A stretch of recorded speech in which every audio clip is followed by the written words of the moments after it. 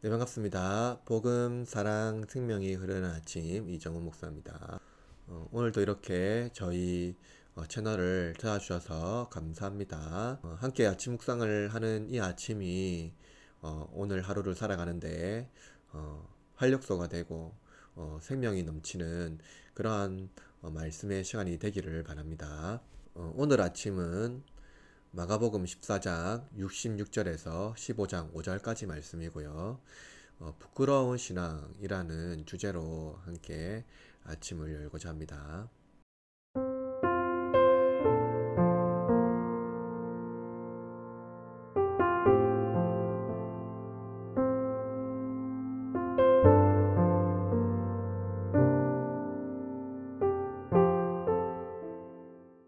청소년 시절에 학교 점심시간에 식사 기도를 하는 것이 부끄러울 때가 있었습니다.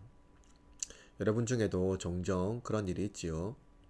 최근에는 기독교에 대한 인식 때문에 자녀가 부모에 대한 직업을 이야기할 때 혹시나 해가 되지 않을까 염려가 되기도 합니다. 사회적 선입견으로 제 아이를 바라보지 않을까 하는 염려가 있죠.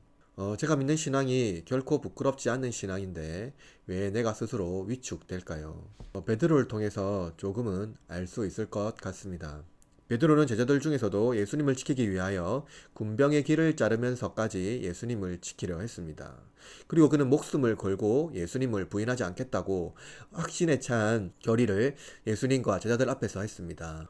베드로는 정말 순수하고 정직하고 온 마음을 다해서 예수님을 지키려 했고 고백했습니다. 그러나 그가 그렇게 믿고 따르던 예수님이 이 세상에서 가장 극악한 범죄자로 처형을 받고 있습니다. 예수님을 찬양하던 자들은 예수님의 원수가 되었고 예수님과 함께 있던 예수님의 제자들은 예수님과 같이 범죄자로 취급을 받을 것입니다.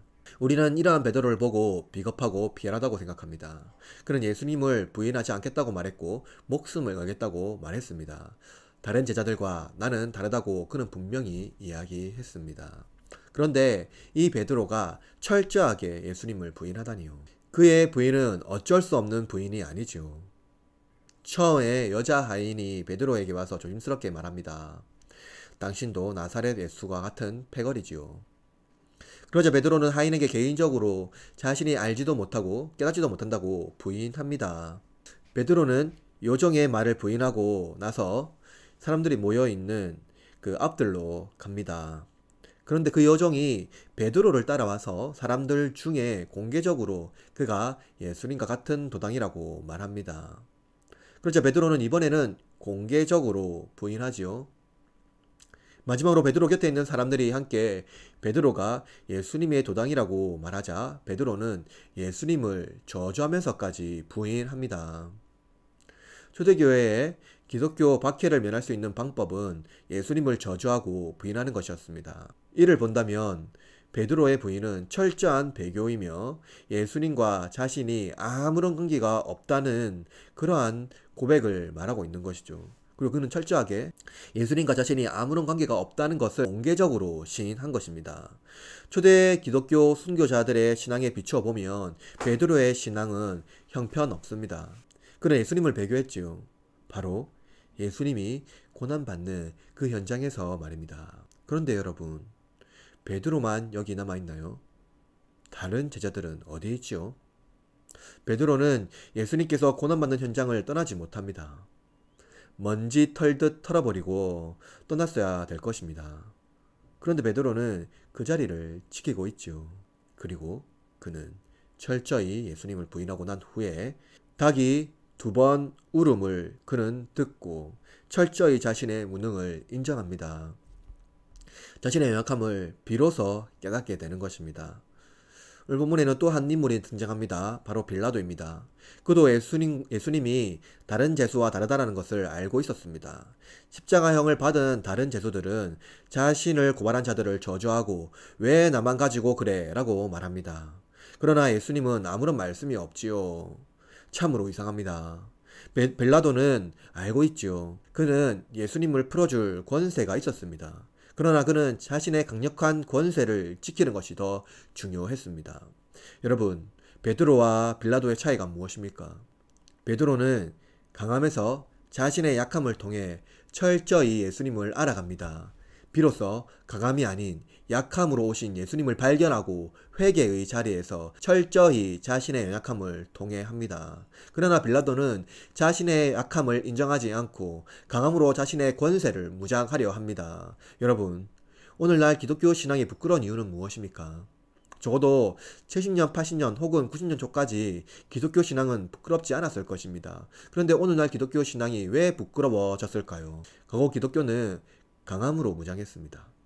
강력한 집단을 형성하며 마치 어떤 능력을 소유한 것처럼 자랑하고 다녔습니다.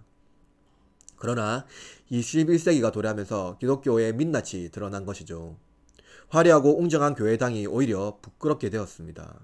기독교 신앙이 오히려 부끄럽게 되었습니다. 하나님은 세상의 방식으로 자신의 자녀를 양육하지 않으시고 교회를 통치하지 않으십니다. 베드로와 같이 강함으로 무장한 신앙을 약함으로 변화시켜 완전히 새로운 존재로 만들어 가시는 것이죠. 저는 목사 후생 시절에 이런 이야기를 들었습니다. 상가의 초라한 교회를 섬기면서 하나님의 영광을 가리는 것은 덕이 되지 못한다. 여전히 이러한 사고가 우리를 지배하는 한 우리는 새로운 피조물이 될 수 없습니다. 부끄러운 신앙을 벗어나지 못합니다. 우리의 부끄러움은 어떤 초라한 형태가 아니라 강함을 포기하지 않는 세속적 신앙에 있습니다. 그러므로 우리의 신앙을 약함으로 오신 예수 그리스도의 복음 안에 있어야 하고 그 복음으로 무장해야 합니다.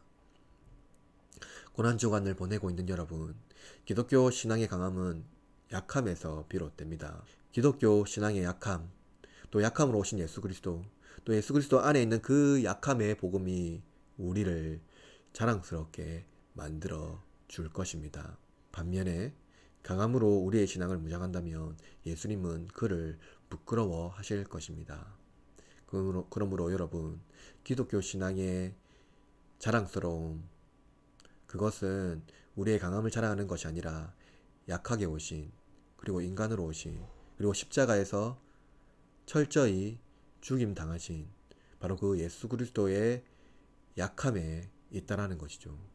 우리의 신앙이 바로 그 복음 안에서 새롭게 다시 태어날 때 우리는 부끄러운 신앙이 아니라 자랑스러운 신앙으로 거듭나게 될 것입니다. 그러므로 여러분, 오늘 하루 부끄러운 신앙이 아니라 자랑스러운 신앙으로 살아가는 저와 여러분이 되기를 바라고, 또 그러한 하루를 살아갈 때 예수님께서 우리에게 더할 나위 없는 크신 은혜를 베풀어 주실 것을 믿음으로 고백합니다. 여러분의 하루가 이러한 믿음으로 승리하는 복된 하루가 되길 바라고 승리하는 하루가 되기를 응원합니다.